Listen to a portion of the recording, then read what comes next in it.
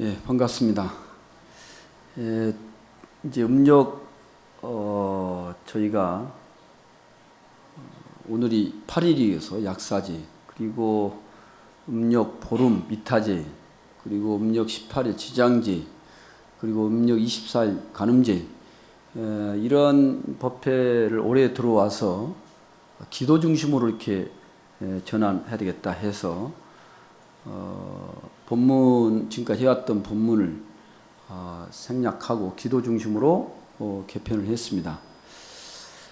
그런데 약사제일은 특별히 기도 방법을 저희가 어떻게 고민하다가 간음제일, 미타제일 15일부터 지장제일까지는 천도 형식으로 저희가 이렇게 기도를 해왔고, 그래서 본래는 이제 지장제일 때 입회를 모셔서 이 집회 마지막 그 지장제 날 바로 이렇게 소정까지 하는 것이었는데, 이제는 보름날 미타제일 때 입회를 봉안해서 지장제 날 해양을 하는 이런 방식이고, 간음제일은 간음 대참 이렇게 해서 좋으시죠?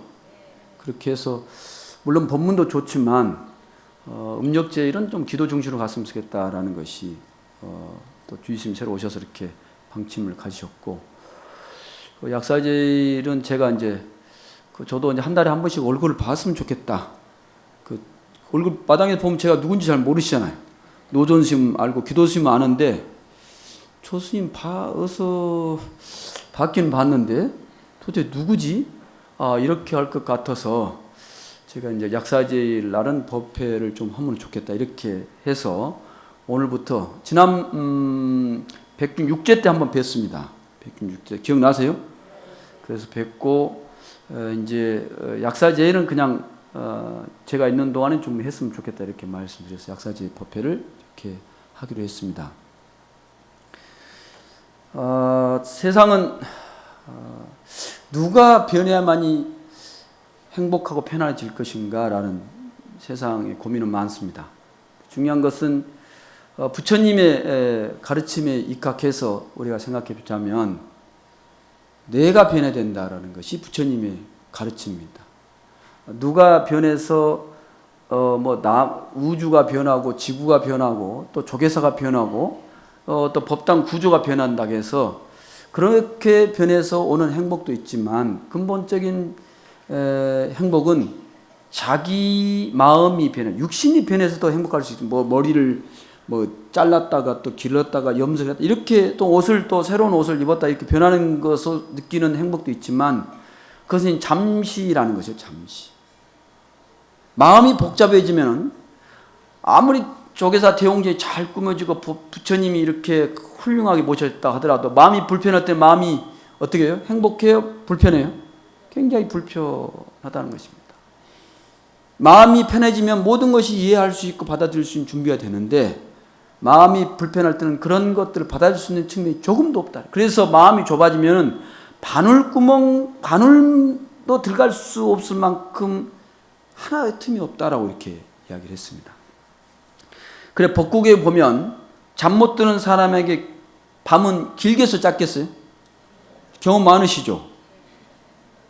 막 잠을 자려고 막 몸부림치는데도 잠이 안 올 때는 밤이 짧게 느껴져요, 길게 느껴져요? 길어. 이게 테레비를 켜도 시간이 안 가고 뭐라고 해도 안 되고, 또 뭐라고 했어요? 피곤한 나그네에게는 가는 길이 길게 느껴지겠어요, 짧게 느껴지겠어요? 피곤한 나그네 길어. 참 조계사 오는 길이 너무 힘들다고 느껴진 분은 이 삶이 고단해요, 편안하다는 뜻이에요? 조계사 오는 길이 너무 힘들어, 올 때마다. 법당에 두는 것도 힘겹고, 여기 또 이 조계사 식구들 만날 때보다 반갑기보다는 그렇지 않는, 이런 것은 내 마음이 대단히 지금 힘들고 어려운 상황에 처해 있다. 근데 물론 또 그렇죠. 괴롭고 힘들수록 조계사 법당 가면 해결될 수 있다는 희망이 있는 분은 발걸음이 어떻게 됐어요? 가볍겠죠.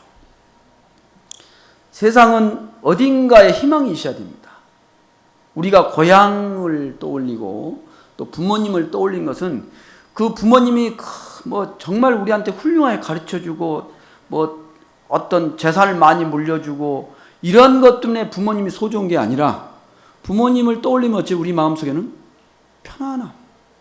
어렸을 때 그 여유로움을 느꼈던 또는 순박한 마음으로, 순진한 마음으로 이렇게 돌아갈 수 있는 것이 부모님이라는 단어 속에 느껴지는 것이고, 고향이라는 것 떠올릴 때 뭔가 편안함을 느낄 수 있다는, 마음이 막 괴롭고 힘들 때 고향을 떠올리거나 어렸을 때 어떤 기억으로 가면 바로 그게 순진무구, 그게 본래 마음자리라 부처님께 이야기했던 것입니다. 그게 바로 지혜의 자리고 부처님의 자리고 우리가 본래 회복해야 할 그런 마음이다 하는 것이죠. 우리가 법당에서 막 이렇게 하다가 기도할 때 이렇게 저렇게 하지만 기도하다가도 짜증이 나요, 안 나요? 짜증이 납니다. 이 법당에 앉아서도 또 마음의 불편함이나 갈등이 생기기도 합니다. 그런 것은 내가 여기 법당에 뭐 하러 왔을까라는 생각을 어떨 때 잃어버릴 때가 있어요. 내가 여기서 법당에 꼭 자리에 앉아서 108배를 하고 신매장구 대달을 하고 약사리 부처님을 찾는 것 말고 또 기도를 성취하는 방법이 있겠어요, 없겠어요? 법당에서 108배를 하고 신매장구 대달을 하고 간선보살이나 약사리 부처님만 부르는 것이 기도의 성취 유일한 방법이겠어요? 아니면 또 다른 방법이 있겠어요, 없겠어요? 없어요? 오늘같이 정말 병원 치료비가 없어서 기도비를 내가 한 2만 원, 3만 원에서 기도도 하고 불전도 내려고 했는데 오늘은 그런 병원비가 없어서 수술을 못 한다는 이야기를 듣고 그 기도비를 부처님한테 올린 게 아니라 그 어린 생명한테 넣었어. 그럼 부처님 뭐라 할까요? 저런 건방진, 저런 싸가지가 없네, 이렇게 이야기하겠어요? 아니면 참 네가 진짜 부처님 내가 가르친 보람이 있다, 이렇게 생각하겠어요? 한번 생각해 보세요. 잘했다고 해서 못하게 했어요. 그런 것 방법이 있다는 거 없다는 거예요. 여기 법당에서 기도하는 것만이 내 기도를 성취하는 방법, 유일한 방법이다, 아니면 또 다른 방법이 있다고, 있어요, 없어요? 길이? 있습니다. 여기서 이렇게 더운 여름날 여기서 법당에 서는데 그 뜨거운 불빛에 가서 공양 준비하고 또 바닥을 닦고 땀 뻘뻘 흘리면서 그게 뭐예요? 만발에서 공양 준비를 할 때 그 기도는 어떻게 되겠어요? 소중해요, 안 소중해요? 소중합니다. 이게 뭐예요? 또 뭔가 가름전을 관리하고 극락전을 관리하고 도량을 관리하고 불교 용품점에 가서 또 봉사하고 이런 것들은 기도의 성취에 해당되겠어요, 안 되겠어요? 됩니다. 그게 뭐예요? 마음을 바꾸면 그렇게 됩니다. 마음. 한번 내가 부처님이라면은, 내가 자식들을 가르쳐서 한다면은 내 자식 꼭 나한테 맛있는 만 사다 주는 것이 효도라고 생각하는 것인가? 아니면 내가 마음 쓰고자 하는 것들을 살펴주고 어루만져주고 내가 하지 못했던 일들을 하나하나 해결해 가는 것이 진정한 자식의 효인가? 한번 생각해 보시는 거예요. 조계사가 늘 변해된다. 조계사는 대한불교 조계정의 일본지가 아니라 한국 불교의 일본지요. 그 누가 뭐라 해도 한국 불교 대표적인 사찰을 하면 어디를 꼽겠어요? 어디를 꼽겠어요? 그래도 자신이 없어요? 그러면은 우리의 말 한마디, 우리의 행동 하나, 우리의 걸음걸이 하나가 뭐예요? 불교의 상징이라는 것이죠. 외국인이 법당에 왔는데 방석 잘 몰라. 성큼성큼 어간이 왔어. 이 코쟁이가 뭐야, 이렇게 째려보고 막 사나운 눈길로 쳐다보면 그 외국인이 말은 못하고 표현은 못하지만 어떤 느낌을 받겠어요? 기분이 좋아지겠어요? 기분이 상하겠어요? 기분이 좋아지고 상하겠어요? 상합니다. 우리는 불교를 잘 알아서 그렇게 행동하지만 저 사람이 뭘 몰라고 어린 예뻐서 손자를 막 이제 100일 지나가서 손자를 데리고 와서 법당에 데리고 갔는데 얘가 뚝뚝 기어다가 똥을 푹 바닥에 법당에 쌓았어. 그러면 옆에 대고 다른 사람이 얘 똥도 못 거는 얘를 데리고 왔냐고 막 뭐라 하면은 이 할머니 입장에서 마음이 어떻게 됐어요? 그분의 말이 틀린 것은 아니지만 어린애가 뭔 예의를 알겠어요? 법당인지 여기 부처님 앞인지 자기는 그저 여기가 너무 좋은 거예요. 사람도 많고 공간 넓어서 너무 행복하고 좋았는데 자기는 어떨 똥이 나와본 건데 어떡해. 근데 거기다 대고 어린애한테 막 뭐라고 하면 애가 어떻게 했어요? 그 어린애지만 기억 속에 다시는 조계사 법당에 가고 싶다는 생각이 들겠어요? 안 들겠어요? 할머니도 안 되고 그 애도 안 된다. 외국인도 마찬가지. 한국에 와서 처음 발디딘 것이 조계사였어. 완전히 한국 불교는 친절하지 못하다. 자비? 이거 우러날 상황이 아니다 되는 거죠. 그래서 우리는 기도 성취하는 방법 여러 가지가 있다. 이걸 분명히 마음에 잘 새겨야 됩니다. 양보하는 것이 정말 자비를 실천하는 것이다. 이게 보살의 삶입니다. 이게 보살의 삶이에요. 다른 것이 보살이 아니라 맨 만났을 때 아이고 보살님 오랜만입니다. 반갑습니다. 이렇게 인사를 하세요? 안 하세요? 해요? 안 해요? 합니다. 자기가 보살임에도 불구하고 보살이 아닌 행동을 하면 이건 뭔가 걸맞지 않다라는 거죠. 우리는 보살이에요. 문수보살 될 수 있고요. 간센보살도 될 수 있고 미륵보살도 될 수 있고 지장보살도 될 수 있고 누가요? 누가? 제가요? 바로 여기 계신 분들이 다. 지장제일하면 지장보살이 돼야 돼요. 간음제일날은 간음보살이 돼요. 약사제일은 약사 부처님이 되는 이런 마음가짐. 뭐가 부족할 게 있어서 그렇게 이해하지 못하고 베풀지 못하고 자기 것만 고집한다면 그거를 보살에 이야기할 수 있고 그분을 부처님이라고 이야기할 수 있겠냐는 것이죠. 그리고 그분이 조계사 신도분이라고 우리가 가르칠 수 있겠냐는 것이죠. 자부심이라는 것은 대단한 자부심은 비교하지 않는 것입니다. 자부심은 내 스스로 자부심을 느끼기 때문에 어떤 것도 부족함이나 거기에 바라지 않는다라는 것이죠. 그래서 진리를 모르는 사람은 삶이 대단히 고달플 수밖에 없다. 진리를 안다면 부처님 가르친 뭐가 참다운 행복을 가는 길이고 어떤 것이 공덕을 쌓는 방법이고 어떤 것이 지혜와 또 성공을 부르는 지름길인가를 분명히 안다면 이렇게 살지 않죠. 이렇게 실천하지 않습니다. 그래서 누가 먼저 변해야 된다고요? 스님이 변해야 된다? 아니면 남편이 변해야 된다? 자식이 변해야 된다? 답은 누구예요? 여기에 없어. 누구예요? 바로 나. 바로 나. 내 마음의 어두운 마음을 밝히는 것이. 내 마음의 어리석은 마음을 밝히는 것이. 그러기 위해서 우리가 경을 읽고 절을 하고 반야신경을 읽는 이유가 바로 거기에 있다는 것이죠. 어떤 분이 나는 간센보살을 찾아. 나는 하루 종일 부처님만 찾아. 나보던 간센보살님이나 부처님 찾는 사람은 아마 없을 것이라고 하는 분들이 누구예요? 조계사 신도분들이요. 그래요? 그렇지 않아요? 나만큼 기도 열심히 하는 사람 있어요? 없어요? 세상에? 있어요? 없다 생각해. 자기만큼 부처님이나 간센보살 찾는 사람 없다고 자부심을 갖고 그렇게 했는데 어느 날 꿈에 관세음이 나타나고 너 말고 또 있어. 그래서 누군데요? 저기 가면 그 뭐 농사 짓고 좀 이렇게 생긴 사람 있을 거야 아마. 한번 가봐.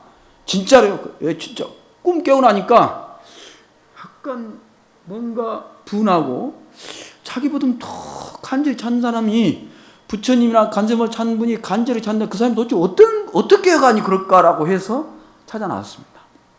정말로 얼마쯤 가니까 정말 그렇게 생긴 사람이 농사 짓는 사람이었어요. 농사꾼이 그래 거기서 이제 하루 며칠 좀 이렇게 제가 이렇게 사정에 있어서 좀 이렇게 집에서 아이고 허름한 우리 집에 잘 수 있을까 했는데 자 저달 사정을 하고 제가 숙박도 다 드리겠다 하니까 그러시라고. 그래 이제 며칠간 머물렀어. 어떻게 기도온가 했더니 아침에 탁 일어나서 간센보살 한 3번인가 하고 이제 이리로 나가. 그 다음부터는 간센보살 찾아도 안 찾아요?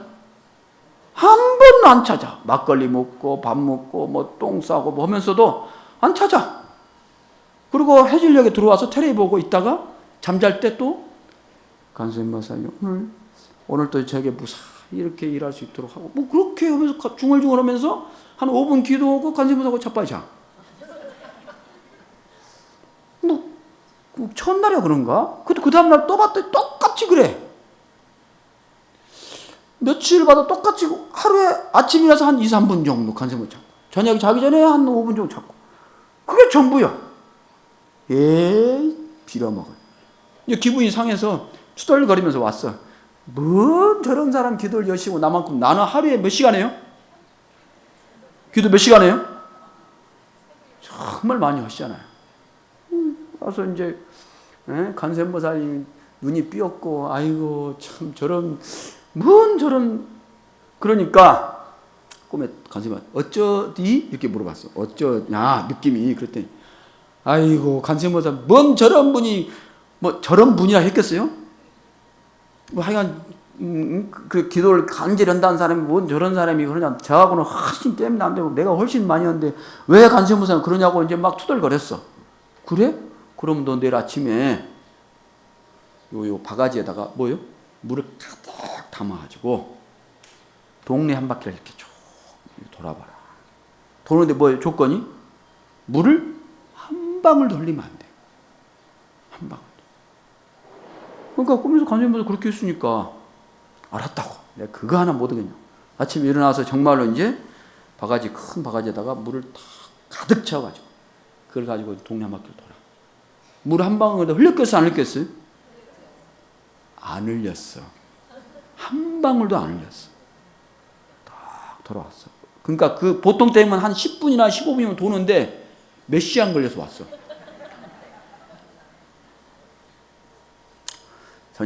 이제 저녁이 되기를 기다렸고 또 꿈에 이제 간섭이 나타나길 기다려서 또 간섭이 나타났어. 간섭이 보자마자 제가요 한 방울도 안 흘리고 내가 동네 한 바퀴 탁 돌았다. 그랬어. 그 간섭이 잘했다 하겠어요? 못했다 하겠어요? 잘했어. 그런데 무슨 생각하고 돌았냐니까.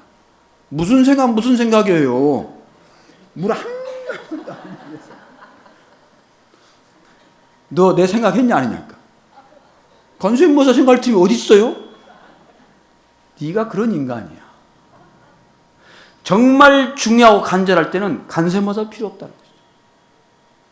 싸울 때 옆에서 누가 막 뭐라 할 때 간수인모사 떠올려 안 떠올려요? 법당에 누가 막 강수하고 앞에서 얼짱얼짱 대 그러면 이 인간이 왜 앞에서 얼쩡얼쩡하지라고 생각이 들어요. 아이고 간센보살님 복을 주려고 우리가 나타났나 이런 생각이 들어요. 기분이 울컥해.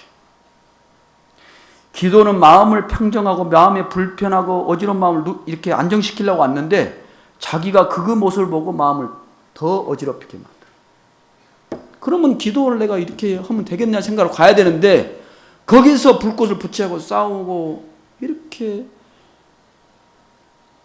법당에 들어오면 어떻게 전화를 켜놔야 되겠어요? 진동 내지 꺼야 되겠어요? 그건 자기 자신만의 다른 사람이 정말 간절한 마음으로 기도하러 왔는데 띠리릭 그것도 뭐 요즘 유행가 있잖아요. 고장난 백시계인가? 막 그걸 틀어놓고 기분 좋을 때야 좋겠지만 내가 정말 정성을 내서 왔는데 삐리리 울려. 그것도 빨리 꺼요? 그 심지어 어떤 분은 전화 켜놓고 여보세요 하면서 뒷밖으로 나오고 있어. 이거는 우리가 기도하는 마음을 한번 추스려 봐야 된다. 이 법당은 정말 많은 사람들의 애환과 간절함과 그런 고통을 치유하는 그런 아주 중요한 공간입니다. 우리가 심지어 병원에 가서 방사선치 이렇게 할 때도 옷 하나 걸쳐요? 거의 걸치지 않습니다. 특히 핸드폰 같은 건 지닐 수 있어요, 없어요?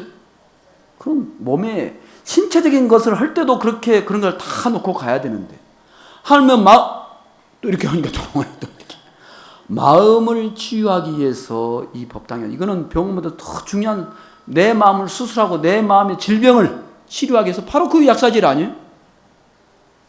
어떤 마음이 살아야 할 것입니까? 정말 우리가 어떤 마음가짐으로 기도하고 수행하고 있는가를 점검해야 해요. 또 하나는 어떤 분이 농사꾼인데 농사를 이렇게 가을날쯤 됐어. 이렇게 돼서 올해 태풍이 불어가지고 비바람 쳐가지고 농사가 잘 됐어요? 안 됐어요? 다 된 판에 비가 가지고 약간 잘 마르고 이렇게 해야 되는데 그게 반타작이 된 거예요. 쓰러지고. 그래서 하늘을 보고 이제 제석천왕 보고 아이고 호신님 뭐 하는지 모르겠다. 맨날 내가 절에 가서 기도도 하고 열심히 땀방울 농사 지었는데 뭐 신중님은 그거나 하면서 그것도 제대로 못해요? 에? 왜 태풍 불고 비 오게 해갖고 농사를 이렇게 고생했는데 이렇게 반쪽알이 만드냐? 오케이 한 거예요. 그러나 저녁에 잠을 잤는데 꿈이 나타났어. 왜 나한테 그러냐? 꿈이 나타났어. 누구신데요? 그러니까 네가 부르던 신중인데? 아 그러세요? 아 그런데 왜 그렇게 매 하는 것이 반복하는 것이 그렇게 비바람 가려고 그렇게 다 하는 것인데 그것도 제대로 못하냐고 그렇게 뭐라고 한 거. 그럼 어떻게 하면 텐데? 저한테 한번 맡겨보세요. 저한테 맡겨보면 농사가 아주 정말로 풍성한 풍년을 만들게 만들 테니까 저한테 1년만 그러면 맡겨보라고. 진짜로? 진짜로. 그럼 알았어. 그러면 1년 동안 네가 하라는 대로 할게 라고 꿈의 약속으로 끝났어요. 꿈을 꿨는데 이게 사실인가 아닌가 밖에 나가서 비 한번 내려보려고 한 게 진짜 비가 쏟아져 본 거예요. 멈춰라니까? 이제 됐어요? 안 됐어요? 됐어. 이제 기후를 자기 마음대로 조절할 수 있는 권한을 1년 동안 부여받았어. 그래가지고 합니다. 봄에는 선선 따뜻한 햇살, 또 여름에도 비 착탁 내리고 태풍 있겠어 없겠어요? 없어. 심한 바람도 있겠어 없겠어요? 없어. 심하게 내린 비도 있겠어 없겠어요? 없어. 너무 뜨거운 햇살도 있겠어 없겠어요? 없어. 여름 같지도 않고 너무 좋아.